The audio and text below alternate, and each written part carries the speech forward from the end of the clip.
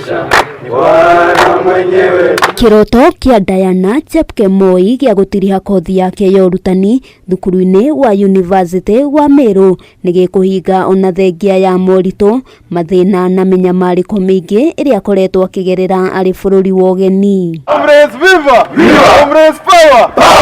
Chepkemoi arugamirie mathomo make kumana na wagi wa fithi na gucoka guthie bururi wa Saudi Arabia gwetha umatho na makiria mbeca cia gutiriha mathomo make. Thank you for bringing me back to life, because at some point I felt I was gone.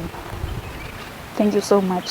Murutwo uyu amukiritwo ni arutwo na urutani thukuru-ini uyu agitanyo kuerera o haria atigeire mathomo na rita riri ndari na wagagu wa fithi kuonania gukorwo akirugamirirwo. I want my story to be the voice of the voiceless.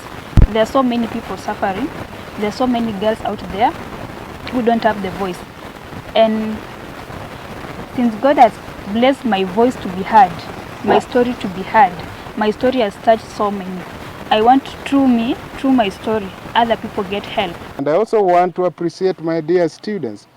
The last few days they have been collecting 20 shillings each, denying themselves a cup of tea so that they can start building this endowment fund, starting with Diana. Umwe waria maranyotera giti gia speaker bunge-ini ya kaunti ya Meru Rogers Kipembe eranire kurugamirira mathomo ma Chepkemoi kinyagia riria akarikia kothi yake. Chepkemoi akiranira gwikirira kio. This is just an example of so many other young girls who are going through so many problems in their upbringing.